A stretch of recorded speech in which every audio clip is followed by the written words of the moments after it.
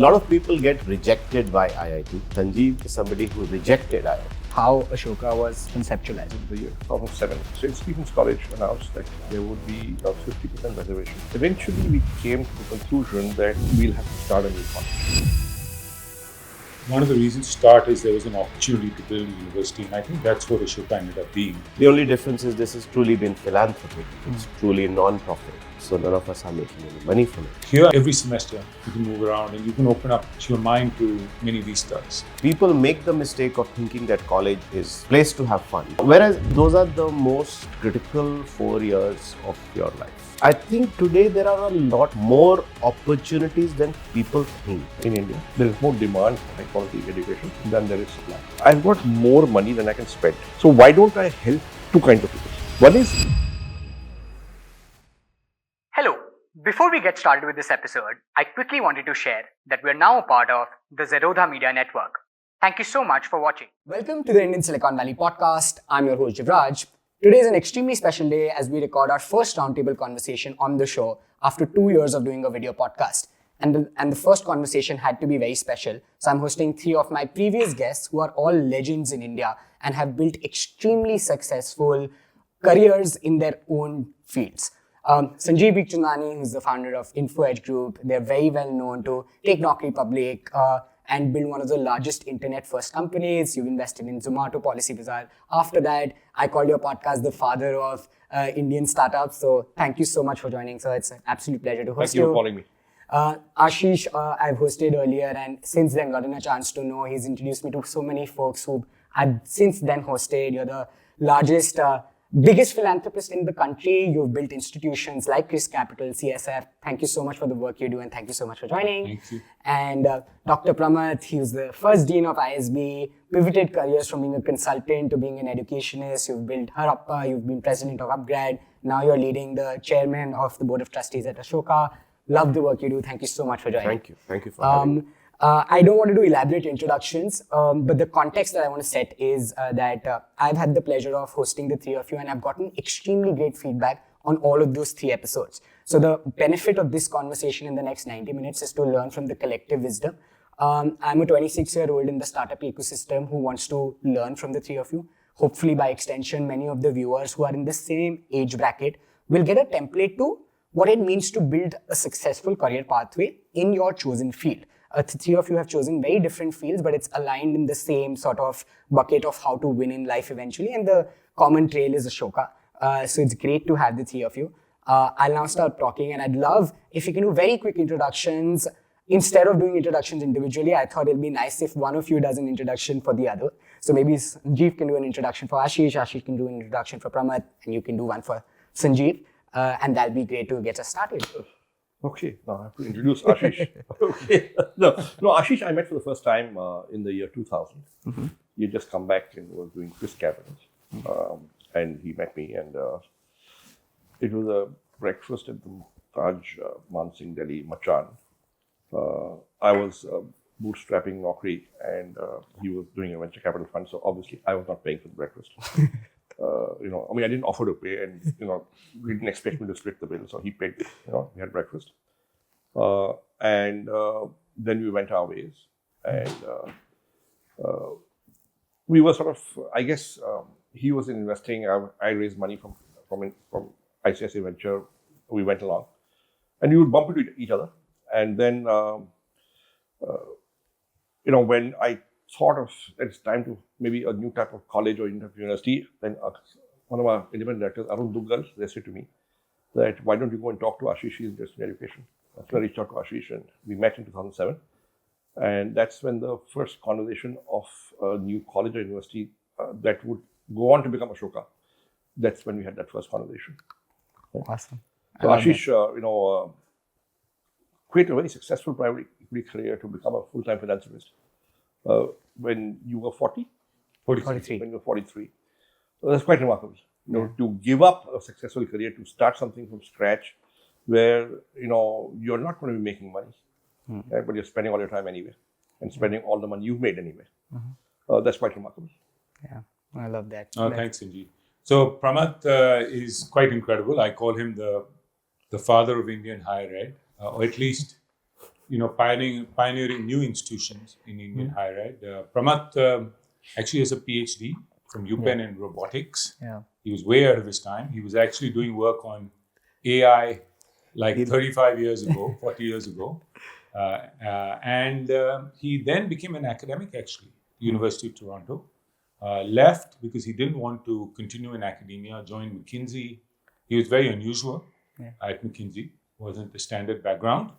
And when Rajat Gupta from McKinsey had this idea of starting the Indian School of Business, I guess he looked around and saw that there was one in-house academic.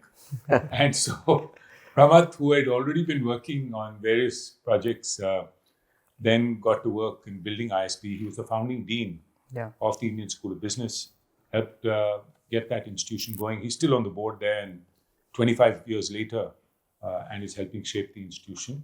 And so, when Sanjeev and I had this discussion, when we thought about who we needed to reach out to, who knew much more about higher ed than us, the natural choice, the first name that came to mind was Pramath.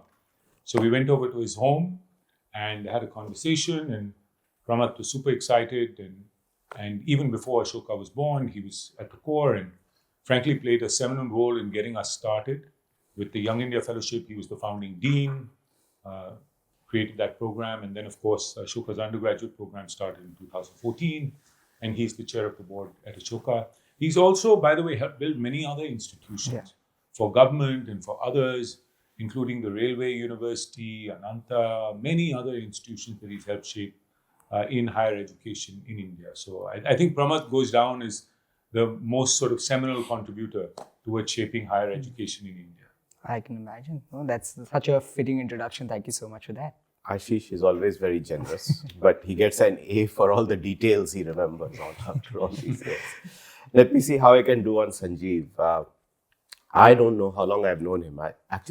It seems like I've known him for a long time because a lot of my close friends were friends with him over the years, who are all his friends at St. Columbus School, Delhi, which is where he's from.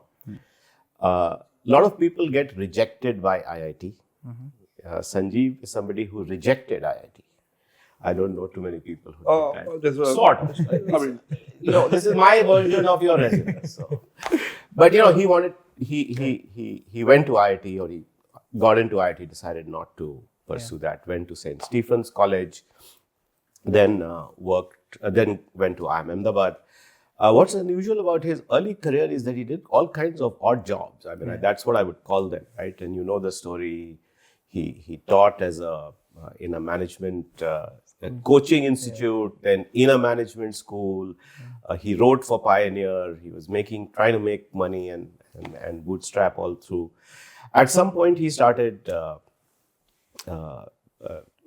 Naukri, and the story is legend, inspired by how everybody in the office was reading. He joined Horlicks or some, right? GSK after IMA. Everybody used to read the back. So anyway, these are stories that other people also might know about him. But the Naukri story is legend, and you've already talked about it. I think my first memory of really having a serious conversation with him was at the ITC Hotel in Saket over breakfast, when he seriously broached the idea of setting up an alternative to St. Stephen's and liberal arts education, and then we got talking. He's the one who keeps us honest. Ashish and I are much more hands dirty, neck deep in Ashoka. Sanjeev has kind of a outside, zoomed out perspective. So often we are summoned to this place we are sitting in, which is, we call it his cave. This is in the basement of his home. And this is our war room. Whenever there's a crisis, whenever there is a strategic issue to be discussed, this is where we meet and we thrash things out. And he's the guy who really keeps us honest. I love that. Oh, wow, this has been a great start. I'd love to also maybe go to the 2007 story, and let's say if we can, retrace time and get to the conversation of how Ashoka was conceptualized, right?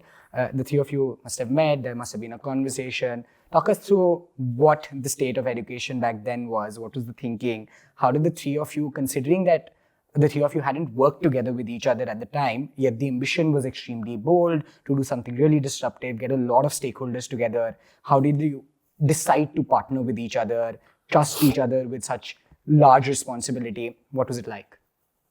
Okay.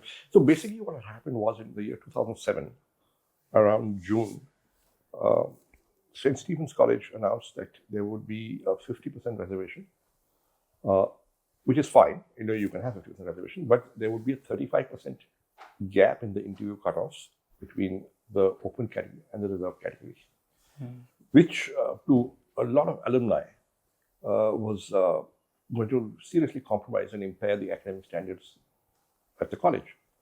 So we engaged with the management, but we didn't get much headway. We didn't make much headway, and eventually we came to the conclusion that I came to the conclusion that we'll have to start a new college. So the ambition then was to start a new college, my ambition, not a new university. Okay. And then I was, a few people, alumni of St. Stephen's College met a few times, but that effort petered out. So that's when, I got a suggestion from Mr. Arun Duggal to talk to Ashish. So I rang up Ashish. His office was in the Oberoi Hotel that time. So we met at the Belvedere in the Oberoi Hotel for a coffee late afternoon, 4 o'clock or 5 o'clock. And I said, I have an idea. I think it's time for a new type of college or university in India. And I had been going to various colleges and universities in Delhi, in India, and overseas to give talks. And I was therefore able to sort of have a bird's eye view of what's going on. And I came to a couple of conclusions that, our students are among the best in the world, right? 1.4 billion people, large population, whole bunch of people trying hard, right? If 15 lakh people write the IIT entrance and you give, ranks to maybe 20,000, you get really good students joining the IITs. But I felt that our institutions many of them had not really evolved a lot since the 80s. On the other hand, when I went overseas to various colleges and universities, I felt that our students were as good or perhaps better, but the institutional input there was of a different caliber. Sure. And so when St. Stephen's College announced this, I went to Ashish and said, "Yaar, ek nayi type ki chalu karte hain." Now, first difference is that my kids also growing up then, and I was also researching colleges for that. And one big difference I felt between Indian universities, so in India you choose a subject and you study that subject. In the US, now that's the British system. That's what happened, and that's what we inherited before independence. Sure. And we followed that. The US system was you study width, a bunch of subjects, then decide your major. So the opening concept was that. Articulated to Ashish, एक नई type की करते हैं. It is required. ऊपर से St. Stephen's का झमेला है. So we need to. There's a gap here. So there's an unsolved problem here. Let's solve it. Okay, and that's how the topic started. And he said, "How much do you think it'll take? How much money?" I said, "I think 25 crores हो जाएगा." Because the number out of my hat, I had no clue. Achha, how much will you put? I said, "I put 5 crores." He said, "Okay, I'll match you. I'll put 5 crores. That's 10 crores. मैं 5 crores लेगा पनीर डालने से और बाकी 10 crores और उसले आएंगे. तो 25 में हम कर देंगे." That's how the conversation started. Okay. And then we went and met Pramath. Got it. So I would say, one of the reasons to start is there was an opportunity to build a university, and I think that's what Ashoka ended up being, to be a pioneer in offering students choice. What Sanjeev was saying earlier, you got physics and you stayed with physics. Here you could choose and switch. So Ashoka was a pioneer in terms of offering student choice. Ashoka was a pioneer in terms of letting students mix and match. You could do a major, minor, you could combine things, etc. We are pioneer in terms of being interdisciplinary. You have lots of interdisciplinary degrees, including computer science and philosophy, economics and history, etc. And in terms of a private institution that could push the boundaries as far as research is concerned. Earlier, the research is still more in technical institutions, the IITs, and ISER, Indian Institute of Science. But in other disciplines, and even in some of the science disciplines, there wasn't a private institution that was pushing the boundaries at the frontier. And there was the opportunity to do that. So we really saw that there was an opportunity to build a different kind of university that was better suited to the 21st century and the emerging India If you wanted to build a developed India, Viksit Bharat, I think you need new institutions. And my own belief is in 2047, out of the top 20 institutions, higher ed institutions in India, 10 will be private and 10 will be government. The government ones are still very strong, but you're seeing the emergence of a number of philanthropically funded, that's the other difference, institutions in India, which have emerged in the last decade. And they're all on a journey towards continuous improvement. And Ashoka may have been a little bit ahead of the pack because we came in with a different value proposition. Sure. So, so along the way as we talked, the 8-10 foundational principles of Ashoka evolved and came out of our conversations. And I'll let Pramath speak first, and then we can get back to what those 8-10 principles are. Sure. Yeah, I think from the very beginning, we have been very consistent in what we have done. And I was reflecting on it because I'm just coming from teaching a class at ISB on, what is a founder's journey look like? And we've all been founders. We've been founders in our businesses and ventures that we've started. But this also has been a similar journey of idea, founders coming together, startup. The only difference is this has truly been philanthropic. It's truly non-profit. So none of us are making any money from it. But the principles still held in the way this came about. So the germ of the idea was that the mission has to be to provide high quality, excellent education in India. It has to be both education and research. This is something I had learned from the ISB experience, that if you're building an academic institution, then you have to be a thought leader as well. Otherwise, just teaching won't get you there. It has to be something at scale. Small initiatives don't make a big impact. And it had to be inclusive in the sense that it has to be accessible. So somebody who comes from a economically challenged background should not have to suffer and not attend. So inclusivity has been there from day one in our mission. And also we wanted fierce independence. That is another thing that I had learned from the ISB experience, that philanthropic capital is great, but sometimes with even philanthropy, it could become Sanjeev's university or Ashish's university or some foundation's university. And we had avoided that at ISB. We wanted to avoid that at all costs here, because the great universities of the world are never owned by anybody. In fact, if you look at them, they are owned by everyone, yet nobody owns them. So we wanted to have those principles, the independence, the inclusivity, the excellence in both teaching and research, and we wanted to be pioneering. If you look at our mission statement today, it includes all these words. And it's almost 15 years later, 17 years later, right? And then we were very clear that we wanted to be number one, right? Now, number one earlier was a bit of a, unless you put a timeline to it or put a number one amongst whom, we used to think about number one in India at that time. We still want to be number one in India. I think we are not quite there yet. But I think now our aspiration is really to say, can we be like a top 100 in the world? And so that idea, that vision of being at the top has taken some time to get clarity on. Top of what, where, how long, but that has always been there. I think in terms of, if that's the mission, that's the vision, I think the values and the strategy was also very clear, right? So we first had this whole big strategy of building an all singing, all dancing university. We got over ambitious, but the financial crisis really brought us down. But since then, the strategy of saying, number one, we'll start with a calculated risk, which is the Young India Fellowship. Think of it as a product market kind of MVP. It is really an MVP actually, where you take a microcosm of what Sanjeev described and try it out in the market, seed the market, get people to understand this breadth and depth in a contained manner, 1-year program. So we did that. Then you roll it out. The strategy of being very focused on undergraduate education, right? So if you look at Ashoka today with 3,000 students, roughly 2,600 are actually undergraduates. We will build PhD and research, and all our faculty are research oriented, but that will always be a second piece. But undergraduate education is a very important piece. Making sure that students get an unparalleled experience on campus. Everybody uses the word student-centric, but how do you really make sure that students come away happy? You talk to Ashoka parents, they will tell you, I'm very happy.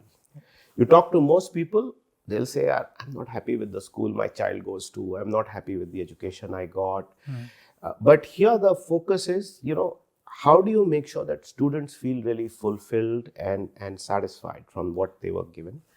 And finally, really ensuring great outcomes. Outcomes for our students as well as our faculty, right? So I think they're getting them the best jobs, making sure that they get to the best universities outside India to study, inside India to study, to get into the civil services and so on. How do you make sure that there's a stream of, I was just at ISB, there were 9 alums from Ashoka at ISB. So we take pride in these things. We make sure that these things are happening. Equally, our faculty are doing amazing research. They are building centers of excellence, whether it's in biology or in history or in political science. So I think those are some of the ethos of all great universities of the world. But we tried to do that in very quick time in the Indian context. And that has really been the true sort of values around which we built Ashoka. That's super helpful. I want to flip the question and understand from a student's perspective how to almost like optimize the outcomes while still in college. And this is with the vantage point that all three of you have had world-class education, right? Like there's Stephens, IIM Ahmedabad, Yale, Harvard, IIT, UPenn. If you can talk about from your experience as well, and with the context that times have evolved, and the fact that you're now building an education institution. If I am an 18-year-old getting to undergrad in India today, what do I do to optimize for my skills, my time? What do I study? Where do I sort of spend time? I'd love to hear that from the three of you. I'll tell you honestly, in India, there is more demand for high quality education than there is supply. Okay. Right? So 10, 15 lakh people applied for IIT, maybe 10,000 get ranks, maybe 6,000 ranks. Now that is the reality of life in India. A large population, fewer high quality higher education institutions. The first thing is you've got to be able to make it in there. Now to make it in there, you've got to get the marks, you've got to clear competitive exams, you've got to write the essays, appear for interviews, and so on and so forth. Right. Now, so when you're in school, the first thing you got to do is prepare for that. Okay. How do I get to where I want to go? Sure. Now, once you're in there, then you will figure out, okay, now how do I do best over here? So the first hurdle people have to cross in India is getting in to any good place. Okay. And uske liye padhai karni padti hai, usually. Right. Or you excel in some sport, or you have climbed Mount Everest in class 11, so you get in on some, special quota. Yeah. But आपने कुछ किया होना चाहिए. ठीक है. That So is- doing one is step, like Right. doing something is step one. Yes, and usually it's academics. But there, my view is that, see, it is what it is. आपने मेहनत किया, जो भी marks आए, जो भी rank आया, उसमें I think people start to over-optimize, is what I have seen. तो जो भी opportunities हैं, of course you have to work hard, but based on your capabilities, whatever, you get somewhere. I think today there are a lot more opportunities than people think, because there is a little bit of a herd mentality that everybody is trying to do the same thing. Right? Suppose you didn't get a good rank in CLAT. You thought you would do law. I think a decent humanities or social science degree from a good private university is not a bad idea. Because but people get despondent and they get completely shattered that they couldn't get a good rank and so on. So I do think that there are options. There, my belief always has been at the undergraduate level, and I wrote a book about this called Learn, Don't Study. At the undergraduate level, frankly, what you major in doesn't matter. Yeah. What we all studied as an undergrad and what we ended up doing, and if most students ask their parents the same thing.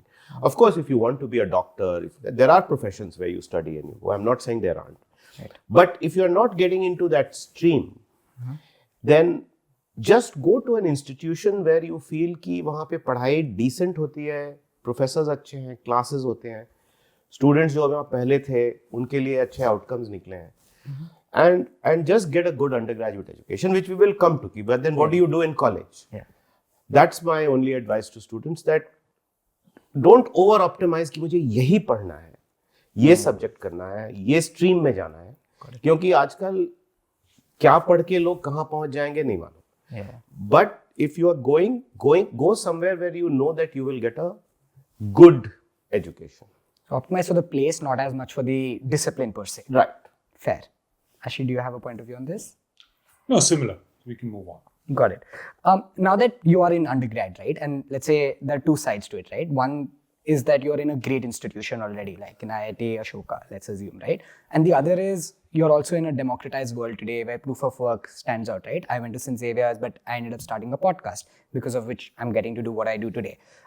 What are the options that you would suggest? Let's say you are a 19-year-old, right? In today's world, what would you spend time on, irrespective of where you are in terms of education? Yeah, so firstly, wherever I go, say if I were at Ashoka, I would definitely experiment a lot. I think, high school is a little bit more constraining. You pick your subjects, you have some choice in 9th, 10th, 11th, 12th, but you stay with it. Here, I think every semester, you can move around and you can open up your mind to many vistas. So curiosity, I think, is a key element, and experimenting would be very important. Second is, I think, hard work. This is like one of those things where you have a great opportunity when you're in college, particularly a good place. So make the most of it. Take some extra courses, do some extra work, do extra readings beyond what you're required to do.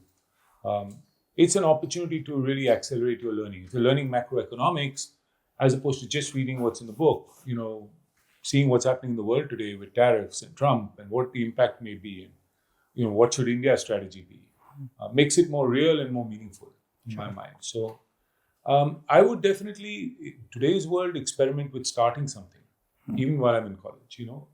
Maybe not in the first year because you're busy, but by the second, third year, you have some idea, you think of a plan, start something. It's so low cost to launch something, and you can collaborate with 3-4 other people to make it happen. Most universities have, like Ashoka, you have a maker space, you have faculty who will encourage you, an entrepreneurship center.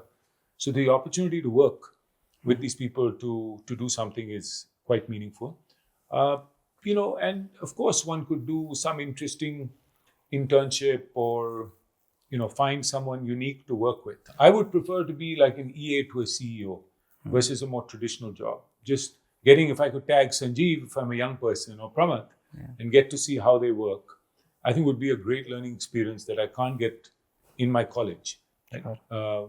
So those kinds of things are things that I would do in addition to just the regular work in college. Got it. No, super interesting. A lot of people get into college and the newfound freedom of being away from home and suddenly having a life of that you control to some extent, end up partying through college. They also see other people partying. Some of the people who are partying are actually genuinely very smart. So they've done all their thinking, studying, and so they don't need to work as hard as you do. But my experience has always been that people make the mistake of thinking that college is, a fun place to have fun.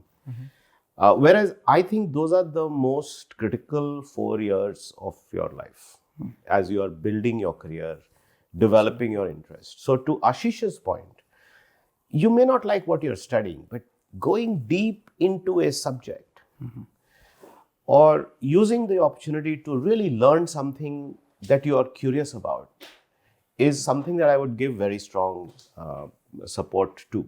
Sure. And that's what actually happened to me. or to be honest. I mean, it was the dawn of the software boom in IIT as part of a liberal approach to education, which I think IIT still have. I got to do a course on programming. I realized I loved how to program and I had the facility. So unlike all my other colleagues, I was sitting there, punching cards and learning how to program. That translated into a BTech thesis, even though I was a metallurgical engineer, which involved heavy programming, which then allowed me to switch fields. And that allowed me to switch fields again because I was now working for somebody who was doing very high-end computer science. And all that happened just because of one course, which piqued my interest and curiosity, and I thought I could do it. So I think college gives you those opportunities, even the worst of colleges, if I can say. Every college is, after all, trying to do something. Sure. So I do have fun in college, but also remember that in these 4 years, you can do something that could really propel your career forward. Don't spend all the time having fun and partying. Absolutely. Experimentation, curiosity, and know the importance of the 4 years that undergrad is. One of the questions that I got from the audience, I did a quick poll on a WhatsApp group that has like 2,000 people telling them that I'm hosting this, was the fact that, what is the role of like higher ed beyond undergrad, right? And all of the three of you, you've done a PhD, you have an MBA from Harvard University, you have an MBA from IMA. Of course, the times were different back then, but you've hired since then many successful young folks as well. Do you have a point of view on how important the role of an MBA is in today's world, and would you recommend that to a 20-something person today? I've now been 36 years since I finished business school. Yeah. I look back. Honestly speaking, today I'd say that I did 2 or 3 courses that were useful. But the truth is that at that time, I thought all the courses were useful. Right? But what an MBA does do is, it gives you some concepts and some context and tells you what is what and what is where in terms of knowledge. Right. And you really can't predict of that, maybe 20 or 30 courses that you'll do in your business school program, which will be really useful in your career. I guarantee you 3 or 4 will be, but you can't predict at the start of it which 3 or 4. Sure. Because you don't know what direction your career will take. So you have to go through the entire experience. So aapko sab karna hai. And hopefully 3 or 5 courses will be useful. Sure. Over 30 years. I would say an MBA degree is less of a must-have than it was earlier. There are many jobs that required you to have an MBA earlier, which is less so today. And of course, the startup ecosystem, it matters less, to be honest. Sometimes I think an MBA can make you conservative also, less of a risk taker. But the flip side is, if you're going to work for 50, 60 years, which with people living longer lives they are, taking a year or 2 off to go to business school is very helpful. After you work for 4 or 5 years, I think it gives you some perspective. It gives you a network you don't otherwise have that stays with you for life. Jivraj, in the Indian context, it's definitely catapults your career. I'm convinced of that. So all this talk about is it relevant, not relevant, should we do it? So I'm talking about the MBA now. Yeah. I'll give you a specific example. I was just in the class, and I'm sure she won't mind my sharing this story, though she will know who she is and some of her classmates, I won't name her. I just started talking to one of our students. She's from Aligarh. Went to Aligarh Muslim University, got a tech degree, I don't remember what. Worked as a software engineer. Went to IIT Roorkee, did a master's. Went and got a job as an engineer in a state electricity board. She was earning, I think, 40,000 or 60,000 per month. Now, this is clearly somebody who deserves much better. Yeah. For all the reasons that Sanjeev was talking about earlier, didn't have the opportunity. Gets into ISB, takes a huge loan, comes here. She's got a job with a consulting firm for 30 lakhs plus 8 lakhs bonus per year. She could have never imagined that a 1 year would catapult her to a whole different ball game, right? Which earlier she was not playing. There was no chance that she would make her way to that position from a state utility. Oh, by the way, I think she also tried the UPSC exams for a couple of years. So I just think that in India, whether we like it or not, it's sad that, but from upward mobility perspective, as far as careers is concerned, at least the best MBA programs, I'm not saying just ISB, but you look at the top 50 programs, top 30 programs, they certainly give you a real leg up. They open doors. I think the truth is credentialism matters. Whether or not it's fair, people do look at stamps of quality. The social signaling is a big part of education. I think people should know that. And that's why there's such a big rush for getting into these places. But I think you should also know that if you study master's education, then there is no degree.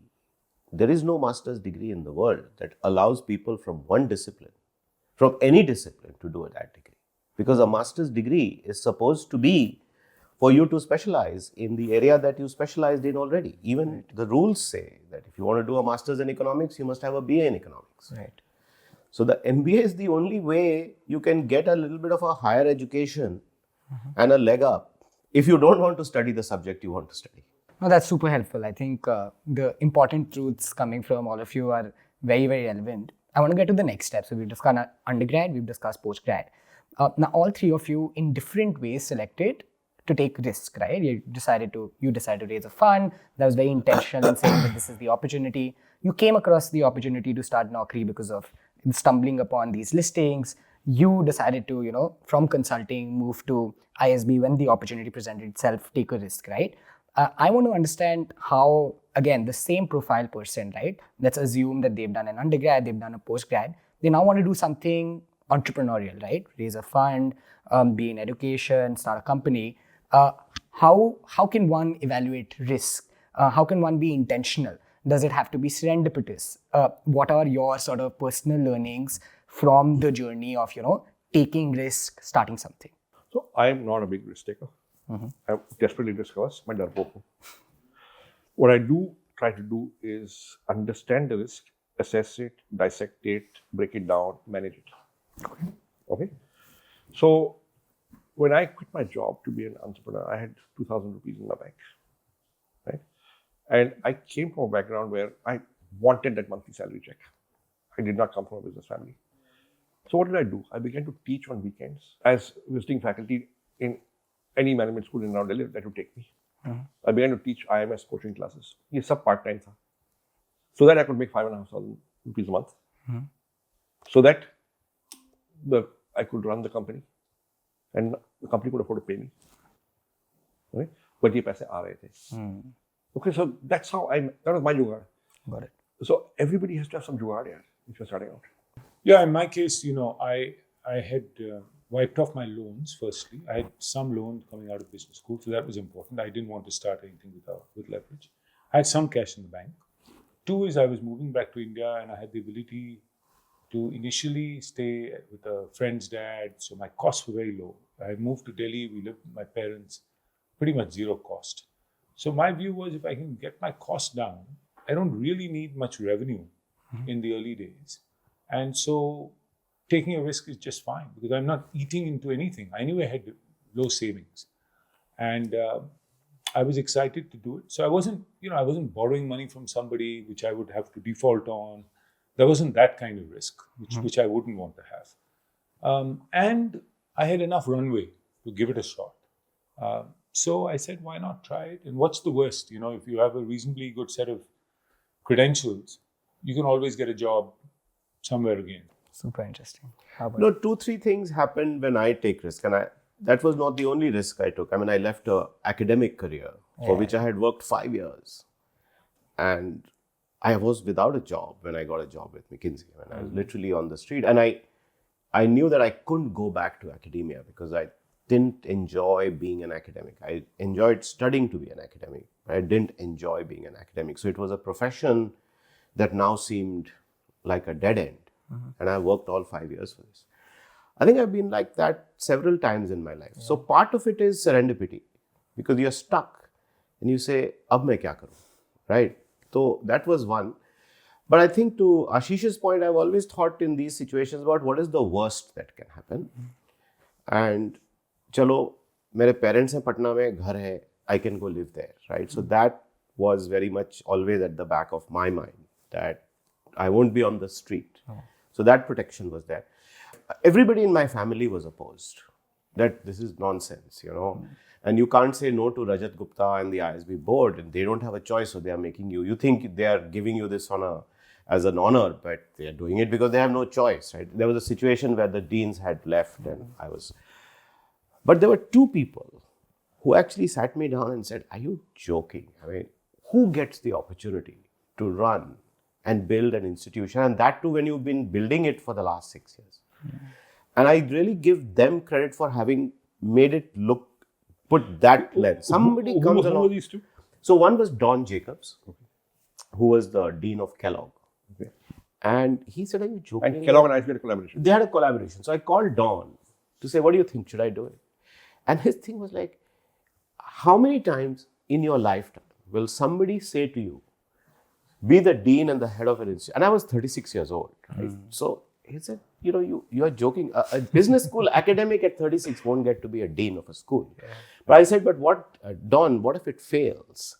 And he said, but what if it succeeds? Right? So he was really a master of this kind of, and the other was that a lot of people at McKinsey were discouraging me because they thought that my client relationships will go away. See, in consulting, the clients you have relationships with, and I guess in banking and so on also, if you go away for a year, they will pass on to other people. Your history, yeah. So when you come back, you have to restart. Where are you going to find clients? You're not going to take your old clients back. Got it. So protecting downside and thinking about the potential upside. And getting some advice from people who have nothing to do with, that. Does this sound like, how would you think about it? Right? And also, I would say, Jiraj, not just going with the flow. I think a lot of people want to do something because it's cool. Everybody else is doing a D2C startup. Let me do another D2C startup. Yeah. I think being a little bit more thoughtful. So I wouldn't say, yes, take risk, look at the down, but don't just actually be a little bit of a contrarian. Do something. Don't just go with the flow because everybody else is doing it. Your probability of success is much lower there. Yeah. So I'll tell you, my thing is that if you want to spot a good opportunity to do a business, it's very useful to understand the customer or prospective customer. Yeah. Right? And say, is there a gap? Is there an unsolved problem? Because if there's an unsolved problem, I solve it. Then I sale ho gaya. I don't have my market risk is gone. Because now in the case of ISB, looking back on it, and I did not know if Pramath viewed like that, but because the demand supply gap was so much. ये सब इतने लोग try करते हैं, उनको मिलता नहीं है एडमिशन. वो तो उसी के बेसिस पे तो हम काम कर रहे थे उसपे. It was just that the role seemed like. So first but it was a differentiated value proposition. First thing is, बस ये इंस्टीट्यूशन कामयाब होगी. चाहे प्रमोद बनाए कोई और बनाए, इंस्टीट्यूशन कामयाब होगी because it's a need of the hour. Now he goes and does a good job of it, तो ज़्यादा कामयाब होगी. Okay. Likewise, what was the risk for Ashish? There were several risks because but the big risk was, can I raise the money? First big risk. So can raise the money because companiयां मिल जाएंगी. In the year 2000, there was a shortage of venture capital. Companiयां मिल जाएंगी. उसके बाद second risk is, can I make good investments? Third risk is what happens to those companies. Can I get an exit? Right. I think everybody takes calculated risks. You don't hear about the calculated part of it. Yeah. You just look at it from outside and say, oh God, this person went from here to here. Oh my God, how did You just they do look it? at the outcome, not the But process. everybody is taking calculated risks. No, this is super helpful and very tactically fascinating. The flip side of money, which is also I got like 4 questions. This is my third from the audience. The third was beyond money, what do we do, right? So I think beyond a point, most people realize that, okay, money starts playing a diminishing role and you need things like purpose, mission orientation, something beyond yourself that you contribute to. I think all 3 of you, and Ashoka is a prime example of that, have done something that contributes positively to the world and is not individualistic, right? It's purpose-led. And some of these things can seem very gyan-oriented, but I'd love like the tactical thinking behind it, right? Like what do you tell yourself when you choose to do something like in Ashoka with everyone? Because you can do n number of things, right? All of you are very successful in your own ways. At that time, you could have chosen to spend time with your family, etc. So there's opportunity cost of time, energy, resource. How do you look at doing something beyond yourself? Like what does purpose mean to you? Like to whatever tune you can share, I'd love honest thoughts, because I couldn't think of three better people to actually answer this question. And I really mean that. But anything that's tactical on this would mean a ton to hear from, especially because it may not be as easy to grasp at a young age, but it'd be really helpful for somebody young to understand the role of purpose in their life, or however you may want to define it. Yeah, I think for me, like, ultimately what matters is having lived a life of purpose. And you define that purpose. It's not What does like that mean for founding you? Ashoka is. So I think a lot of it is mental tuning. You could be a lifetime employee at whatever, Infosys. You worked there for 35 years while Infosys was being built. You weren't the founder. You made a contribution to, building a great company. You were there for a long, or you switched 3-4 jobs. You did your due. Not everybody is going to be a mega founder in life.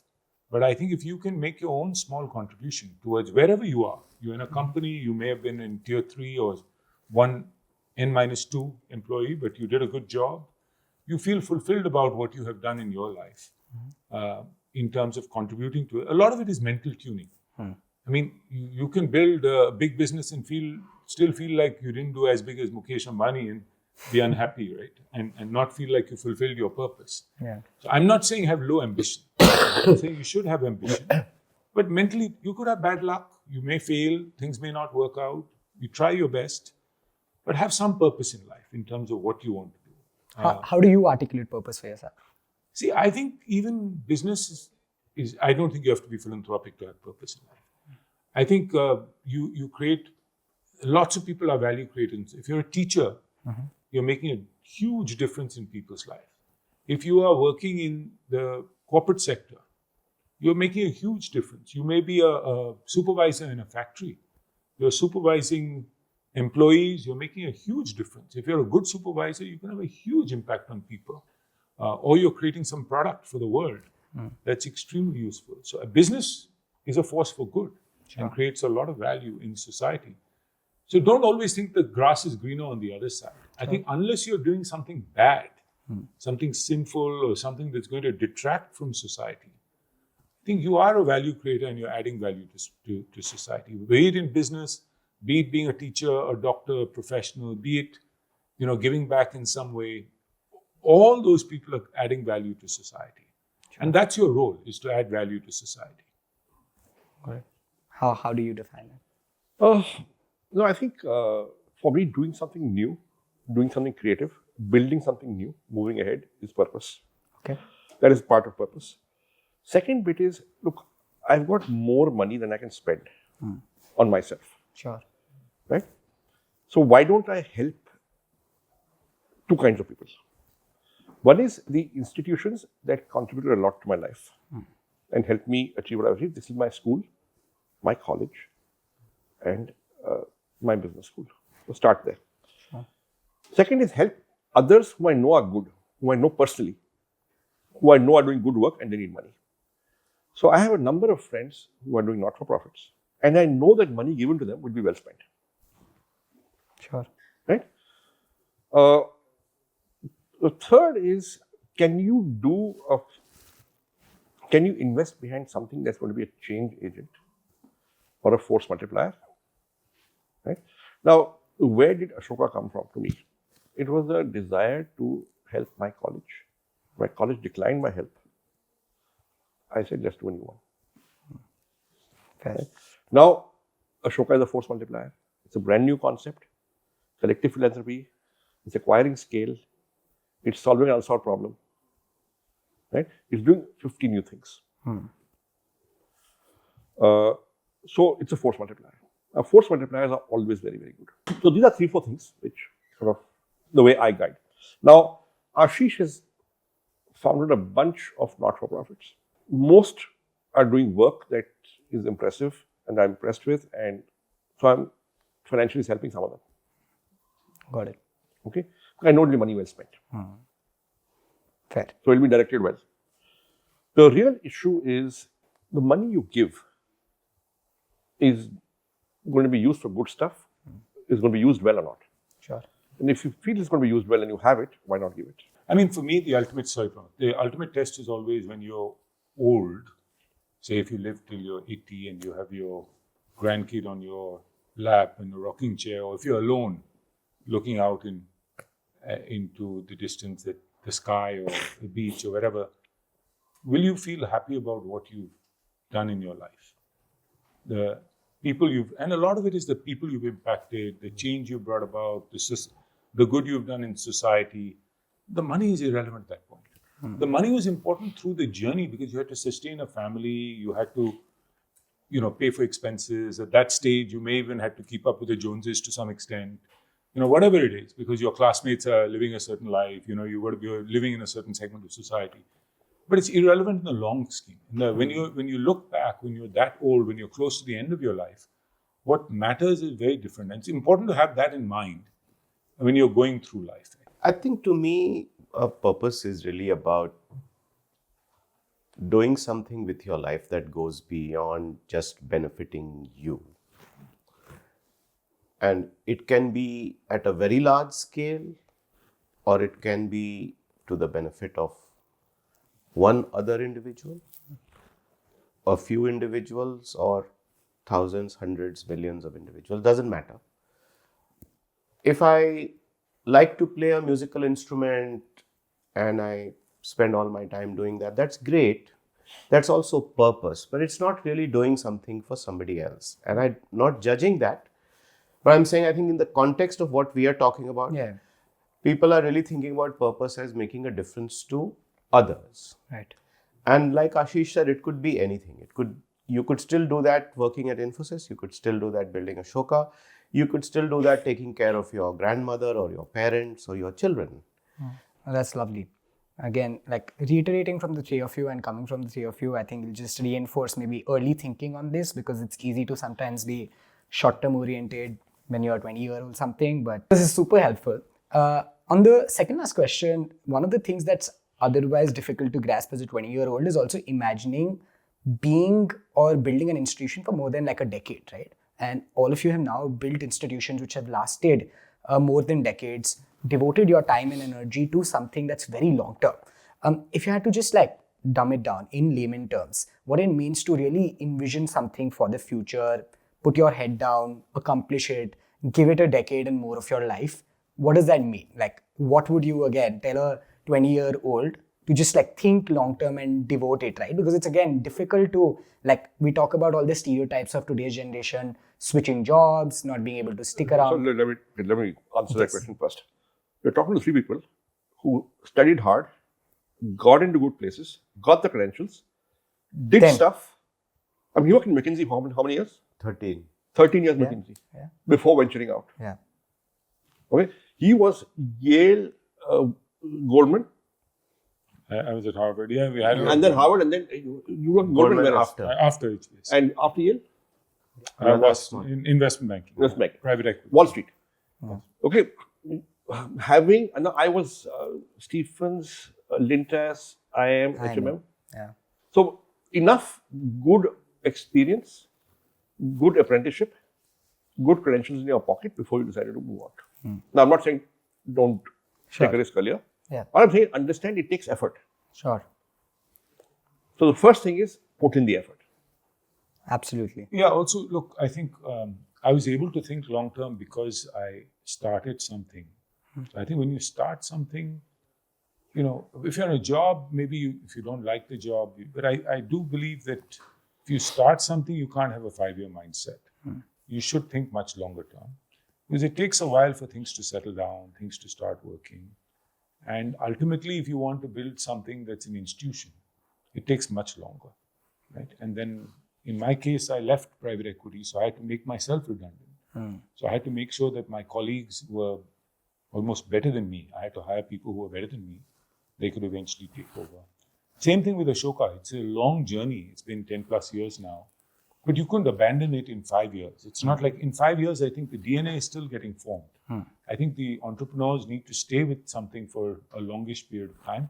But then ultimately you hit a point like we've hit now, where we have to think about the quality of leadership, who's there, can this institution last, which it has to, and thrive even if we're not around? And how do we put it in a place, in the next 5 to 10 years? Does that happen? But initial 10 years when you're starting something is all about, getting it up and running. And then after that, the next 10 years, 15 years, you start thinking about how to make yourself redundant. I think aside from thinking about it long term, which I think I completely endorse, what has helped me, which is more the contemporary startup language, is to think about this 0+1, 0 to 1, 1 to 10, 10 to 100. Somehow that resonates with me very nicely, because that 0 to 1 is, I remember Vinod Khosla, who is from now Khosla Ventures, but before that Kleiner Perkins and Sun Microsystems. When we were setting up ISB, he used to say that, institutions and startups are like organisms. And in the early days, it's almost like a petri dish in which you are, causing fertilization. Those IVF days, right? So he was talking about fertilization happening in a test tube and how the DNA for that gets formed forever. And that image has been in my head since then. That in that 0 to 1 time frame, you really set the vision, the mission, what we were talking about earlier, of that organization. So I think that 0 to 1 phase is very important. And there you have to put all those ingredients in place that you want in the DNA. Get the first product out or MVP out or whatever it is. To us, that at Ashoka, it was the Young India Fellowship and what happened there. I mean, we first went around asking for an 8 lakh check from 50 people. That's how this whole started. And right now we are at some 3,500 crores or whatever, right? And then I think the last 10 years has really been the 1 to 10 phase, where you've really established the foundations that now you can dream that, can I make this a top 100 university or not? So I think if you break down the 10 years, otherwise, I agree, does sound daunting. If I was in my 20s, even with these credentials, to think 10 years के बाद क्या होगा, who knows, आजकल AI हो रहा है, ये हो रहा है. But I think if you then break it down quickly and say कि देखो अभी मैं किस stage में हूँ और मुझे क्या करना है, then it actually becomes much more easier to grasp and manage and know what to do. Yeah. No, this is super helpful. Again, I think Jeff Bezos is very well known for having said that, we overestimate what we do in the short run, underestimate what we can do in the long run. And I think these are institutions that you've built are testaments to it. This has been such a pleasure and honor. I think the last question is fairly stereotypical, but we'll end with the fact that, if we usually go back to a date which is pivotal to time, so maybe your graduation dates from MBA, if you could write that to yourself, telling yourself, and by extension, everybody listening, condensing all that you know today and passing on that wisdom to your younger self, what would that look like? So as a closing message, if you could, convey all the wisdom from your years of working, I think that would mean a lot, and it would summarize all that we've discussed today in a very great manner. My best advice is be patient. Okay. Don't be in a hurry. Tell us more, a bit more context to that. यार एक बिली जोल का गाना है. Okay, it's called Vienna. You give your answer. I'll even find the song. Okay, while he's coming out with Vienna, you want to go next? Yeah, so I think I would tell my younger self that, look, firstly, don't worry about the money in the near term. Pick something, be sensible, be practical, be very pragmatic. Get into something that meets your financial needs, but don't stress as much about the money early on. Worry about the experience that you'll get early on. And 2 is, if you're going to start something, look at the upside, downside very carefully. Be extremely patient. Think long term. Think in sort of 10-year phases of your life versus 3-year phases. I think that helps. Just the framing of, I'm not saying 50 years, that's hard. And always keep in mind that rocking chair. What would you want? And have a clear set of no-nos. I mean, in terms of, like, if you don't want to do anything, we used to always say the Wall Street Journal test, when we went into banking, which is you don't want to do anything that could appear on the front page of the Wall Street Journal and would embarrass you. So you should have a set of core values and live to it, because you have to be true to yourself. The man in the mirror, you can't be disgusted with the man in the mirror. When you look at yourself in the mirror, I think that's very important. You may be unsuccessful in the eyes of the world, but I think you're successful if you have lived a meaningful, purposeful life, you've given it your best, and you actually have stayed true to your values.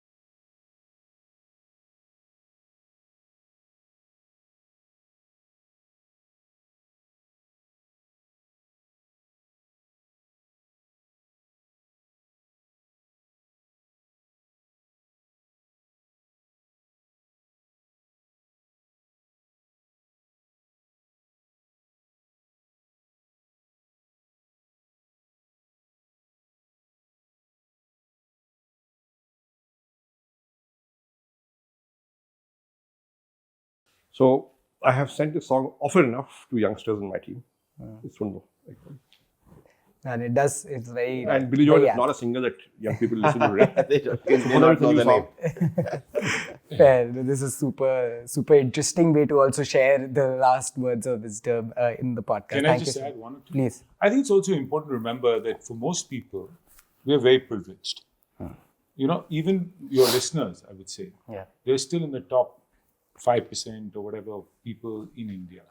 I think it's more, whatever problems we have pale in comparison to the problems of the rest of the world. I think it's very important to remember that, because it keeps you going, keeps you happy to remember that you are lucky and that you know, your problems are small problems at the end of the day.